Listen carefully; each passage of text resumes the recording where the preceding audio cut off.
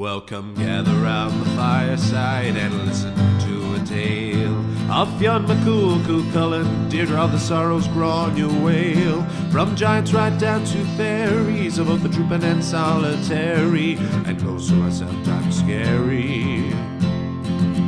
Anything goes by the fireside. Yeah. Fireside, the Puka fireside, the Merrow fireside. Kings and queens fighting heroes, don't you run from the fun, there's no need to hide. Sit by the fireside.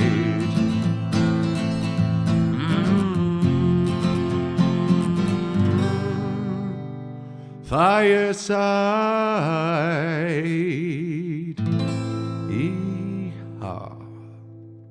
Hello and welcome to Fireside, the Irish storytelling podcast. Each episode of Fireside we take a story from folklore, mythology, retell it, have a chat about the tale itself and about the craft, culture and history of storytelling. My name is Kevin C. O'Lahan. I am your host and your Fireside Bard. Welcome to episode 82 of Fireside. Today on the Irish Storytelling Podcast, we're telling a folk tale about a doctor and a mysterious land. But first, I want to give a big shout out to anyone who's listening for the very first time and to any of our loyal, devoted listeners, regular listeners. Welcome back and thank you so much for your continued support. Please do continue to leave reviews and subscriptions wherever you get your podcasts. Please do follow me on Instagram at Fireside Bard. It's the best place to get in touch with me if you want to message me about the podcast and just see what's going on. And if you want to get in touch and aren't on Instagram, you can do so by emailing me at thefiresidebard@gmail.com. And if you really want to support the podcast, you can of course do so at patreon.com/Fireside Podcast, where you can join our ever-growing list of devoted benefactors. No new ones in the last week, so I just want to give another shout out to our most recent patrons from the last couple of weeks, which is Martin Kerlin and Chuck Lyle. Thank you so much for your generous donations and you're joining our ever-growing list of benefactors to the podcast. Thank you so much for the support. It keeps the podcast going. It's the ultimate form. There's no doubt that it's the ultimate form of encouragement, for I get incredible joy out of the work that is put into this podcast, and that is enjoyment enough for me. And just to see that people are listening to it, responding to it, the messages mean so much. But there is no doubt about it, especially in these troubling times, that any and all financial support is a real encouragement at this time. So thank you so much to those two and indeed all of our patrons. But of course the Patreon is only there as the egalitarian model. If you can and if you want to support, it's there. If not, I'm happy to keep recording this podcast for you, the listeners. You can, in that stead, why don't you tell someone about it instead if you're not in a position to support it financially? Or don't, just keep enjoying it yourself, whatever you want. Yeah, it just seems, I hope everyone's doing okay this week. Again, anyone who's listening to this episode in a month or a year's time, this hopefully will be all a distant memory, but this is, I don't know, the 10th, 15th episode I've been recording in isolation, in the retreat that has been my return to my home of Wicklow Town and my mobile setup. I'm still not back in the beautiful surroundings of the Head Stuff Podcast Network studios, although it is open, but I have not yet moved back up to my Dublin apartment because I got a good thing going here. It's been really nice having the space to work on my own writing and work away at the podcast, and it's great to have a relationship with my hometown that I haven't really had before. It's been a good routine that we've been built back into. I've always loved living in Dublin, but as long as there is no work and not even really any social life to it, it doesn't make any sense for me to move back up yet, although I have still been paying for it, which has been a bit of a kick. But yeah, it seems like everything was really starting to go back to normal, but now, certainly here in Ireland, phase 4 has been delayed in our easing of the restrictions So it seems like things are getting a little longer. People were taking the piss, not wearing their masks, not socially distancing, and now the pubs, certainly, that were all ready to reopen today or yesterday, I think it was, Friday, sorry, which was to be the 17th or 18th, I think, and they couldn't open. They have been delayed for another few weeks at least, which hopefully the good that can be taken of that is that those who haven't been, those who went straight back to normal and were just not paying attention to any of the eased restrictions, they will hopefully have got a slap on the back of the head now and just, we're all still in this together, and that was a reminder of that. And yeah, this week has felt a bit like we've all been enjoying more and more of the easing of restrictions, and this week, certainly to me and certainly I think in Ireland, has been a reminder that we are in no way out of the woods yet. So be kind to each other, and be kind to be kind to all by adhering somewhat to the restrictions. And there's my horrendous response to and my horrendous inarticulate response to what's going on at the moment. I before I get down to the story, also just want to say I was camping last week, which was fantastic. I went camping in Glenmalure, which is really, I would have always thought, one of the greatest hidden treasures of Ireland.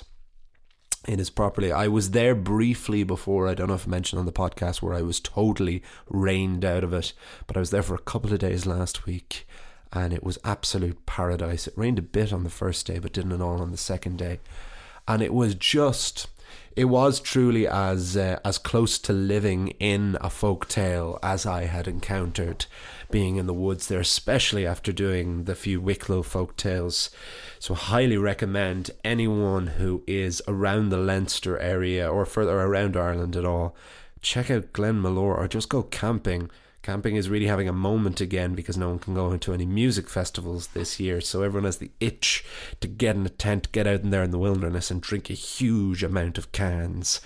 But one thing I will say is, please, for the love of God, clean up after yourselves, because Glenmalure is also in an absolute tip now because of people coming in and leaving all their rubbish.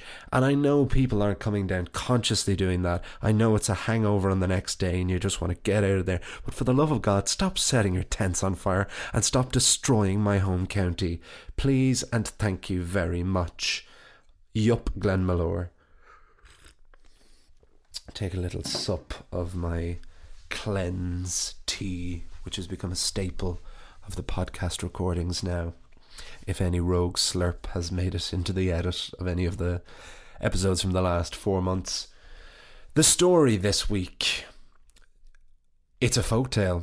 It should be a myth or a legend at this point, but basically, because of how I regularly do this, where I alternate between folktales and a saga of some kind, it had always been the cycles of Irish mythology, but then we were doing briefly the fairy tales of Oscar Wilde, and I have very strongly in mind now a new territory that we're going to, but I just wasn't quite there yet, and I didn't want to rush it, so I'm going to do a folktale this week and a folktale next week, and then when it resets back to the even numbers where I normally would be doing a myth, we'll be beginning our new cycle, our new saga, which I'm really looking forward to. It's really tricky territory because what I can say is I'm dealing with history this time somewhat more, but I'm hoping to mix it in with mythology and folklore as well, because this is a storytelling podcast. This isn't a history podcast. There are fantastic history podcasts,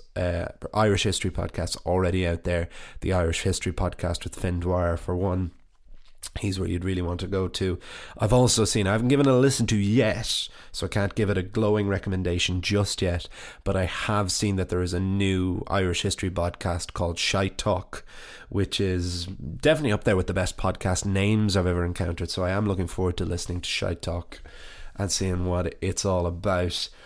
But that will be in a couple of weeks, our new cycle, which I am really looking forward to. It's territory I've wanted to explore for a long time, because there are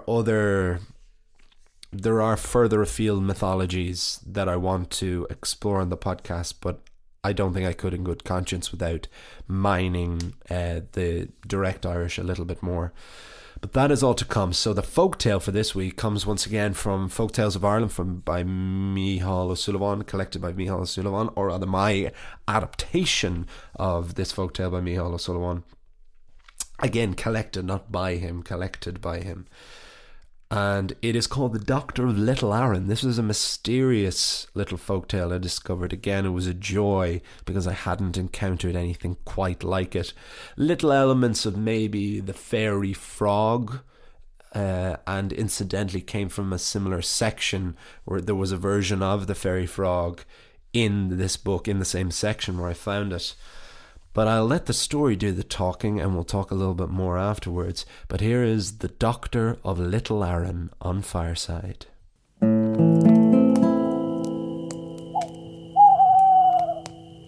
The Doctor of Little Aran. Once upon a time, on the west coast of the island, in the small Connemara village of Carna, there lived a man named Lee. Lee was the only son of a family of daughters. Their mother had died in childbirth, and their father was elderly. Soon, responsibility for the family farm would rest on the Lee children. Lee the son's great relief and joy in life was his curragh, his tiny canvas fishing boat, which he used to sail out into Galway Bay whenever he got the chance. Whenever Lee went to sea, the Lee daughters would tend the farm and to their elderly father. And one day when the wind was firm but kind, and the tide calm and steady, Lee took his curragh out from its Carna mooring and out into the bay. He rowed out into the sun and wave of the fine Atlantic, but his morning was interrupted by a bump under the boat. "We're well out to sea now," thought Lee. "It cannot be shallow water." But Lee was also a seasoned enough sailor to know that high sandbanks and rocks were the silent and deadly enemies even in the deepest of waters. He looked over the side of the boat, only to see that they had brushed off a tiny patch of dry land, no bigger than a dinner plate, and it was blooming with heather. Lee took his oar and pushed off the patch of land and continued to row across Galway Bay. Rowing in the direction he was ensured Lee was facing behind the boat and would frequently have to turn to look for any more obstacles ahead. But Lee soon had a much bigger priority coming up the rear. Calm as the day had been when he had first left shore, there was now a growing, galloping wave mounting behind Lee, which was sure to engulf and smash his tiny boat. He futilely began to increase the speed of his rowing, but knew that it would do no good. The only thing in the boat were 3 sods of turf, which Lee was using in place of a seat. He grabbed one of the sods and hurled it at the wave, and somehow the sea calmed. Lee couldn't believe that worked. It had to be a coincidence. Another wave soon mounted, even bigger than the first. Another sod of turf was thrown, and the wave was no more. When the third monstrous wave approached and Lee was down to his last piece of ammo, he launched it at the sea with all of his row-exhausted strength. "Ah!" he cried, and the sea said nothing. Lee knew another even bigger tsunami was brewing, and he had no more turf to feed it. When at last he saw the wave, 20 feet, tall enough he thought to drown his family farm and all his sisters, Lee thought he was finished. But then he felt something in his pocket. His penknife. He used it for cutting rope, always handy at sea, and it would prove its most useful here. Lee assumed the position of his best Captain Ahab and cried to the animate sea, "From hell's heart I stab at thee." The blade harpooned the surf, and the sea was at peace. Then Lee felt another bump. But this was the bump of shallow water. He was back on shore at Carna. He was safe. Lee understandably lost a bit of his appetite for the sea following the turf war incident. This didn't stop him from telling every creature under every brick of Connemara all about it. His sisters and father were sick as a hangover of the story, which grew in scale like the waves therein. First it was 20-foot waves, then 50, soon 100 feet. Everyone doubted if there had ever been waves in it at all. Old man Lee's health soon further deteriorated, and young Lee wanted to fetch him some flowers. He took a basket and went to a nearby hill to cut some fresh heather. The day was a scorcher, and the heather was pungent. Lee felt faint, and then he did. He fainted and landed on the blooming heather. When Lee awoke, he was in a cottage that was not his own. He was face down on some kind of animal skin rug before a hissing, purring fire. He popped to his feet, and when he looked around, saw an old man sitting in the corner. He was white-bearded, comfortably dressed, and smoking a pipe. He was certainly the man of the house, and everything you would expect from one sitting in a corner. "You were asleep for quite a while there," said the old corner man. "Who are you? Where am I?" "All in good time, all in good time. Everything happens for a reason, you know." "Did you bring me here?" "Relax, my son. Would you smoke a pipe at all?" "I would," said Lee. "Well, let us smoke our pipes together, and I will tell you all."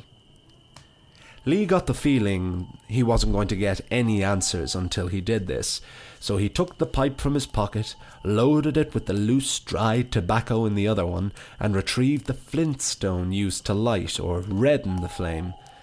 But just before the sparks could fly, the old man in the corner sprang up and cried, "Oh, please don't take away my kingdom. Please don't take away my land and leave me wandering the roads, my poor little Aran."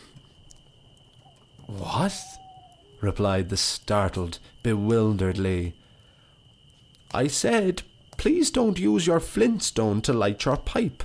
The whole place might go ablaze. Please, use the fire." "All right," said Lee. "Enough's enough. What am I doing here?" "Will you come with me and I'll show you?" The old man led Lee up a ladder to the only other room in the cottage, the bedroom. Upon the double bed upstairs was laid the most beautiful woman Lee had ever seen. True, most of the women he had encountered in his time had been his own sisters, but still, this woman's long dark hair and deep blue enchanting eyes lured the young boatman in. But she was not altogether a pleasant sight, for the woman in the bed seemed to be in tremendous amounts of pain. She did not cry or shout, but the suffering was painted across her face. "What ails her?" asked Lee. "You must help her. She has been stabbed." "What? What do you think I can do? I'm the son of a farmer who likes taking a boat out. I'm hardly a doctor." "Look closer," said the old man. Lee listened and looked. He went to the bedside and felt the twist in his own stomach as he saw the knife was still stabbed in the woman's breast. Worse, the knife in her breast was the very one Lee had thrown into, or rather at, the sea. Lee's brains had been boiled, and now they were scrambled. Where else could he begin but by pulling his knife out of the poor woman? By all recorded medical journals, it should have caused bleeding, infection, or at least further intense pain, but remarkably, the beauty lying in the bed was healed, sat up in the bed, and threw her grateful arms around Dr. Lee. "Thank you. Now you must marry me," she said. Lee freed himself from her embrace and stood away from the bed. "Oh, I'm sorry, I have no idea what's going on, but I can't marry you. But if you stay, you will inherit the kingdom of Little Aran and want for nothing." "Little Aran is a place? I thought it was just this lad's son." "Little Aran, oh no. My father is ill, and I am his only son. I must return to my farm to protect and provide for my sisters." After a disappointed pause, the old man said, "Then at least let us give you a present." "Oh, that's really not necessary." "It is, just to show you there's no hard feelings. We know that you had to throw that knife. You were trying to save your own life. Anyone would have done the same. And now you have saved my daughter's life, and so we give you this." Lee was handed a large brown leather book, the shape and thickness of an old photo album. "Take this, but you must not open it for 7 years. If you wait, you will be the greatest doctor this land has ever known." Lee took the book, was led to the door, and as quickly as he had been summoned, was spirited out of the cottage and woke up in that same bed of heather on the hill. The days, weeks, and months of the calendar peeled away like crusty wallpaper, but Lee resisted temptation and never opened the mysterious book. All the while more and more questions with no answers formed in his mind about his night in the cottage. He had told his sisters everything, and they had begged him to just have a peek. But after 3 years, the Lee father was finally, it seemed, on his deathbed. The local doctor had given him mere hours to live. Candles were being lit, goodbyes were being said, and young Lee could wait no more. He opened the book. Inside were the medical secrets and marvels of the world that would take years to sift through. 3 years, to be exact. For every page after the 3-year mark instantly rotted away to nothing. But Lee instantly had enough intelligence and ingredients to heal his dying father. Dr. Lee's fame exceeded across Connemara, Connacht, the island, and soon across the Atlantic. There were none who were even half the doctor he became, and all with only 3 years' worth of the magical medical book.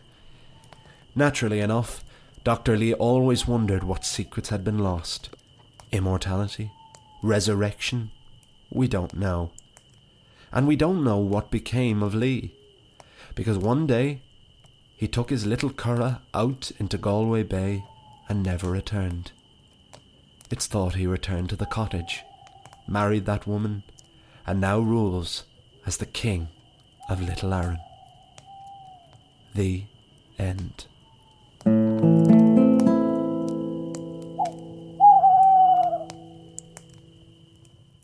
And that was the story of the Doctor of Little Aran on Fireside. I hope you enjoyed it. Yeah, really liked this one. This was a story that had passed me by in my last sifting through of Folktales of Ireland, but when I was reading it again a couple of weeks ago, stumbled upon this story and it stayed with me. It's the mysterious kind of unexplained aspects of it that I really like. There were aspects that nearly didn't make it into my adaptation because I couldn't explain it myself. First and foremost, what is Little Aran? It is never, in the version I found, and I tried looking it up, there's no mention of a Little Aran as a place in folklore. Now, to get out of the way, in case anyone was thinking about straight away, of course, this story is set in Galway and features Galway Bay, and what is out in Galway Bay? The Aran Islands. So the 3 islands of the Aran Islands, which are Inishmore, Inishman, and Inisheer. So to get it out, like, that was my first thought, that Little Aran was another name for the smallest of the Aran Islands. But if you take the Blasket Islands, the Blasket Islands, the largest of the Blasket Islands, is named on Blasket Moor, which is just the big Blasket. So it would stand to reason that there would be an Aran Biog or Little Aran, you know, and just like there's Aran Moor, like the biggest, but because that's what Inishmore means, is big island. But there doesn't seem to be as much of a record of the Aran Islands being known as Inishbeog or Aran Beog. I could be wrong in that. Any Galwegians out there who want to, or Clare people as well, because they're quite close to it as well, who want to tell me if the Aran Islands, if the smallest Aran Island is known as Little Aran at all. But certainly when I looked up, the Aran Islands themselves didn't come up. All that came up was Little Aran Jumpers. So Aran Jumpers for little people, like kid jumpers, which was funny now, and different kids' knit designs for a Little Aran Jumper. But of course, it's the mystery, it's the not knowing and the unexplained that makes it interesting. And the other implication is that Little Aran is a mysterious land, or is Little Aran this little patch of heather that Lee's boat runs aground of when he's out in Galway Bay? Is Little Aran another tiny Aran Island, and when he is spirited away, when he falls asleep in the heather and is transported, is he shrunk down? Is this Little Aran? Are these tiny little fairies? You know, fairies in Irish folklore are usually about 3 foot tall, or human sized or taller. Rarely are they the pixie size often associated with fairies, but perhaps they are that small or even smaller if Little Aran is this teeny tiny kingdom which Lee is transported to. And the strangest part of the story of all for me, which might have been confusing to you, it certainly was for me, and I could have again not included it because I couldn't totally rationalize it, but the mystery I found as appealing and didn't want to take it away because of that. And that is when Lee takes out his pipe to smoke and he has his little piece of flint to redden it, the man in the corner cries out, totally unprovoked, saying, "Don't take away my kingdom of Little Aran, don't light your pipe with the flintstone." Now, I kind of made more of a gag of it, as I said, as I had in mind, where, you know, he said, he says it, and then what did you say? And then he backtracks and says something else. But in this version I found, that is just a compound speech of, "Don't take away my kingdom." So is this the king of Little Aran? Does he not want the daughter to marry Lee, and it's just the daughter that wants to marry? But then, of course, yes, the implication is that Lee touched this small piece of land, and then these waves started to follow him. The waves which seem to be this daughter of Little Aran, this woman in the bed, her following. Is she trying to kill him? Is she trying to just sweep him out? Is she trying to take him to Little Aran then? And these sods of turf thrown at the sea, these are actually hitting and abating her. And then when the knife is thrown, this actually stabs her, and in her human form, her humanoid form, she is then stabbed, which is an incredible visual because, you know, waves are often personified, or is it personified if they take the form of an animal, whatever the word is for that. They usually take the form of horses in folklore. Anyone who saw Frozen 2, which I just watched for the first time because it just got added to Disney Plus last week, of which, I mean, it was absolutely nothing of the magical of the original, which I do think there is a huge amount of magic in. It was an enjoyable watch because they tried a lot different, you know. The music suffered greatly because you could tell each song was trying to just replicate each individual song from the first one, and so the songs felt a bit more out of place and just subpar compared to the brilliance of some of the original music, in fact all the original songs.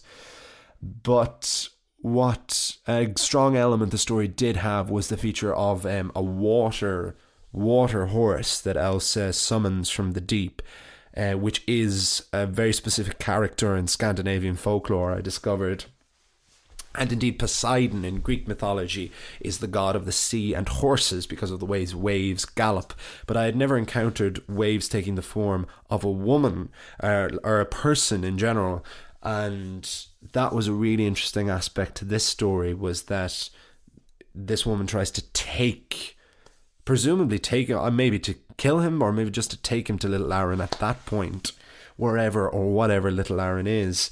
And yeah, in a very like the fairy frog situation, you get this a bit in Irish folklore stories where mortals tangle with the other world, is that once you have seen the other folk, they try to keep you there, either by forever or blind you to seeing them, or to marry them and keep you there. It's always about keeping the secret, which really keeps the spirit alive, and because that's how you'd believe that people did believe that these were there, having not seen them, because they believed that the mortals who had seen other fairy, had seen the other folk, were, you know, changed by it for the worse often, or were kept there either as prisoners or married among the other folk. And then you have these half-breeds going out, where you have these children born who are half fairy and half mortal, and that is where, as far as I'm concerned, you get stories like this, The Doctor of Little Aran.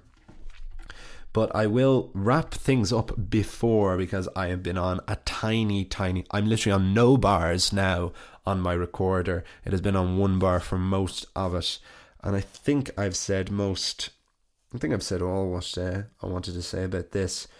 Really good story. Hope you enjoyed it yourselves. Yeah, I think this one will stay with me. This will go into a later collection.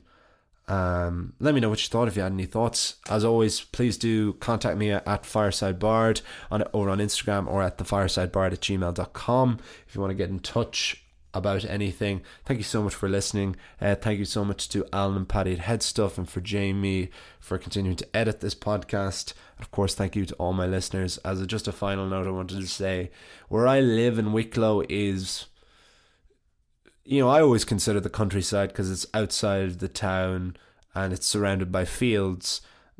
But, you know, it's really not. It's quite close to a town. I'm definitely more of a townie than I am a culchie. But that's not as much of a thing in Ireland, because like a townie is someone we'd associate from a city, because our cities are basically just big towns. But I'm having a particularly rural moment at today, and I hope you haven't been able to hear any of it, because there is a field across from my house that has recently that has been baling its hay today, and several times over the course of recording this episode, the tractor has gone past the house, going up into the field and returning with massive bales of hay. And I'm just marvelling at the sheer quantity of them, and it's a particularly rural moment today in Wicklow town, and I hope you enjoyed it, and I just wanted to share that with you. So I'll see you all, you'll hear me all next time, and remember, wherever you are and wherever you go, you can always join me by the fireside. This podcast is part of the Head Stuff Podcast Network.